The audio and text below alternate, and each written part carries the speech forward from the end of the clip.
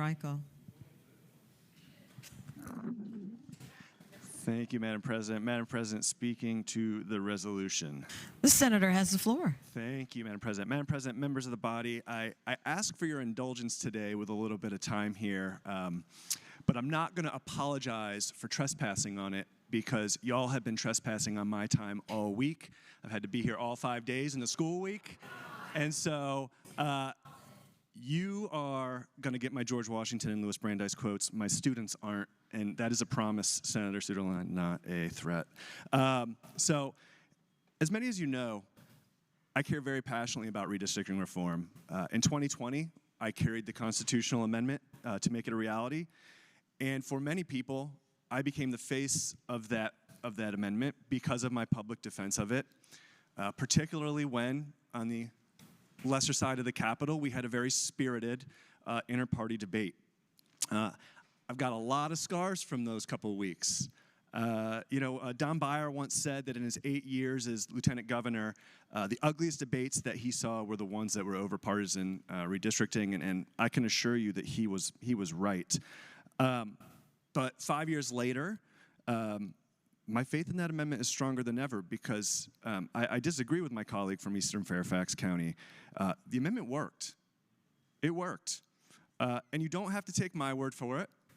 You can read about it in 538, or from UVA, or the Brennan Center, or the Princeton Gerrymandering Project, who all agree with what I think, that it worked. Princeton said that Virginia now has, quote, some of the fairest district maps in the country, unquote. And I think the amendment delivered three things that we had hoped for: fair maps, better and more diverse representation, and stronger and more effective government. I believe all three of those things are true. You know, many of my colleagues and many people in the public like to point to the messiness of the process for why it failed, the Gridlock Commission, the fact that the Supreme Court ultimately had to intervene. But the truth is, that was the process the amendment created, and those who read it carefully realized that that amendment, along with the enabling legislation, was going to lead to those final fairer maps. Now, I don't think our amendment is perfect. Personally, I would prefer an independent commission without legislators, and I hope that we will see a language towards that before the next census. But after the qualified success of the last process, and with the more balanced maps that came out of the 2022 process, I also believe, like some of my colleagues on the other side, that the commission will be smoother in 2031. Because if it's not, we know that the courts will make it smooth for us. And that will be better than legislators drawing their own lines. So the question then becomes, well, why are we here today? And up to this point, I haven't really elaborated on, I think, some of the key points that this entire conversation has missed over the last week. But to start, many people ask why I support this current revision to the redistrict amendment. And the first thing I would say is I support it because it does not undo or come even close to undoing the hard-won redistricting reforms we fought to achieve. Many of you might have seen that the former governor, Doug Wilder, suggested that we should scrap the whole thing, saying, quote, strip it out of the Constitution entirely. I would not support that. I will also not vote to change the enabling legislation for the commission, because that enabling legislation made that work possible and led to a successful Supreme Court process and to those fair maps. But this amendment doesn't repeal that either. If I thought any of those crucial reforms we fought for were in danger, that we were moving backward to a pre-amendment system permanently, I would be a no vote. But that's not what this is, and that's not what we're doing. Today we are taking a truly proportional response to an extreme situation. The current outbreak of opportunistic mid-decade redistricting means that we are in a truly unprecedented constitutional norm-breaking time. Since Baker v. Carr established one person, one vote more than 70 years ago, we've only had 2 states mid-decade redraw lines, 2, for purely political reasons. And we've never had a president threaten and strong-arm state governors and legislators for changes to their state's maps for partisan games. Never. That's a fact. Never. Yet that is exactly what we are seeing now.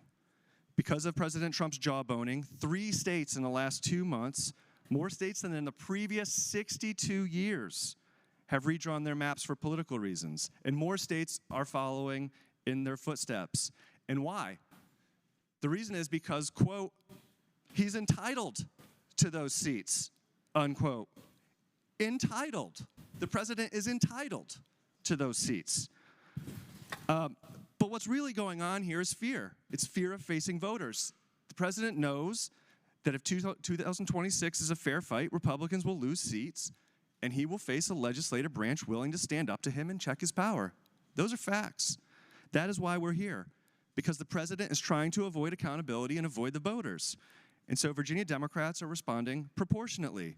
We're not trying to end the practice of fair maps. We are asking the voters if in this one limited case, they want to assure that a constitutional norm-busting president can't rig the entire national election by twisting the arms of a few state legislatures which haven't reformed their process like we have. And as the senator from Loudoun said in committee the other day, I think what my friends on the other side of the aisle are really afraid of is that the voters are going to agree with us. For all this talk about the will of the voters, I feel pretty confident that if this thing does go to them, they're going to pass it. And the voters will have their say. And Donald Trump will have to face the music in 2026. You know, many of my friends on the other side of the aisle like to say that we Democrats have what they call Trump derangement syndrome. You know? And if I'm honest, sometimes we do. Okay? Sometimes we do have a little bit of TDS going on. And we mistake policy differences for existential crises. And by the way, we often do it at our detriment, because voters can see when it's real and they can see when it's not real. But if sometimes Democrats catch the TDS bug, the people on the other side of the aisle have become far too reliant on the diagnosis. And this is a moment where Republicans are too eager to rush to that false diagnosis rather than discuss the legitimate concerns and grapple with the reality of what is happening. And that is why we need to take a look at the bigger picture, at why this measure is just as necessary as the initial amendment itself was.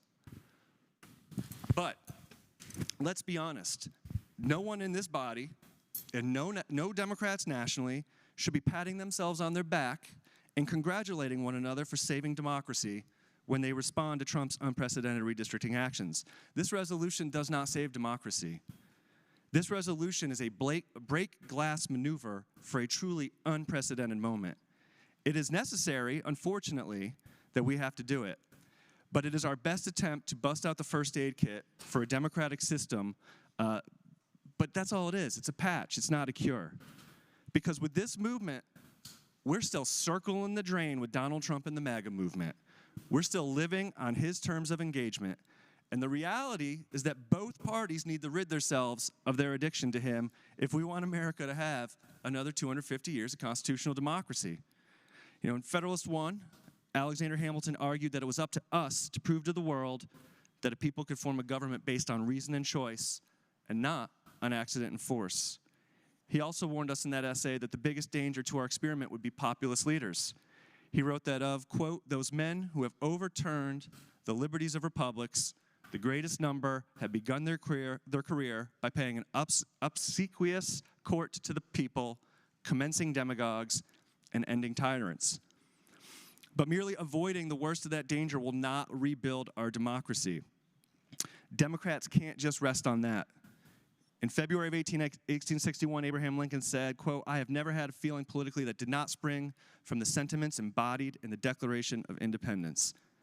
And roughly 100 years later, Martin Luther King would call this America's promissory note, because, as he would argue, and I think we all would argue, America hadn't lived up to it yet for all of its citizens. And for too long, over the last 50 years, the average American has felt disconnected from that creed, feeling that politicians, including Democrats, don't help make it true for the average person. It is partly from that frustration that we have ended up where we are now. Beginning to fix that problem means taking hard votes that cut against the status quo and revitalizes our democracy. At the federal level, this means banning gerrymandering. At the federal and state level, it means getting big money, including corporate money, out of politics. It means implementing reforms like ranked choice or fusion voting so more Americans can feel heard and represented. It means reforming our primaries, ending the filibuster, and making Congress actually work so that it represents the people it's supposed to represent. And we don't have to make it up.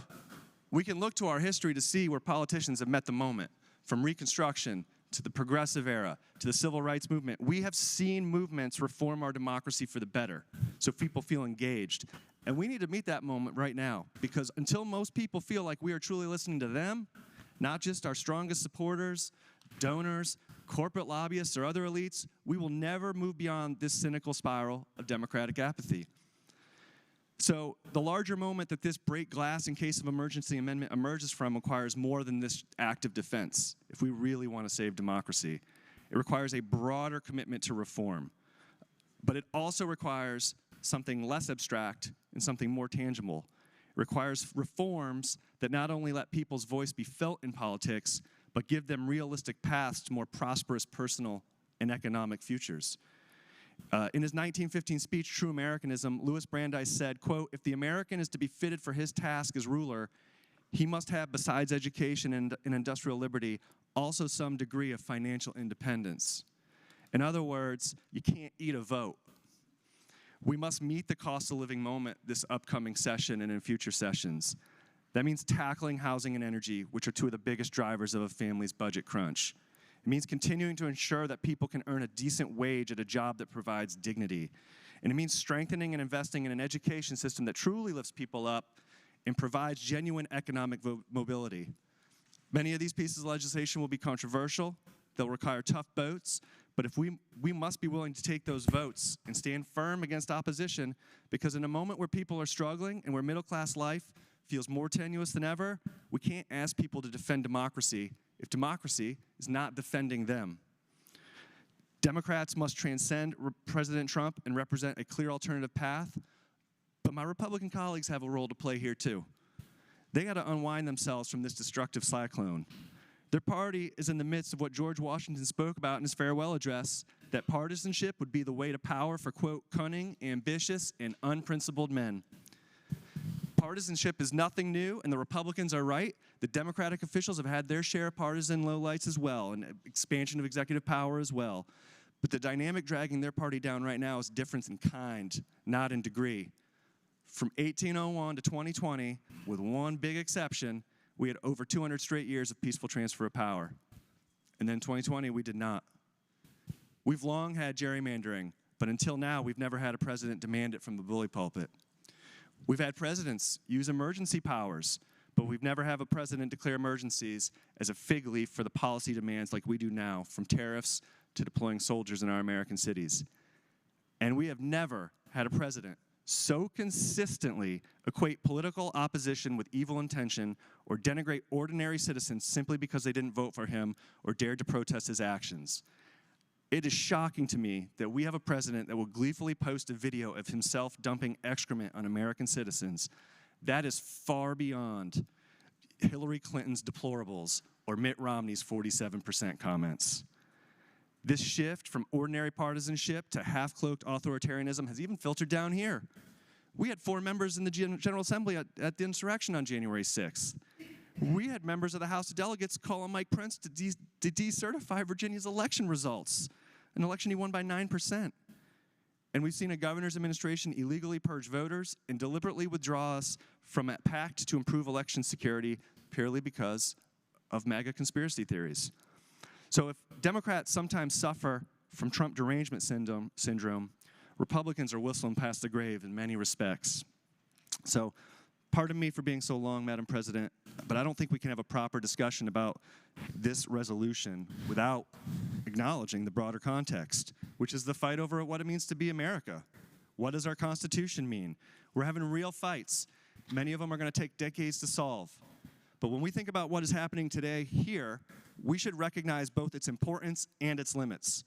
Its importance lies in preventing a norm-busting president from gaming the system and ensuring that there are consequences for his unpopular actions.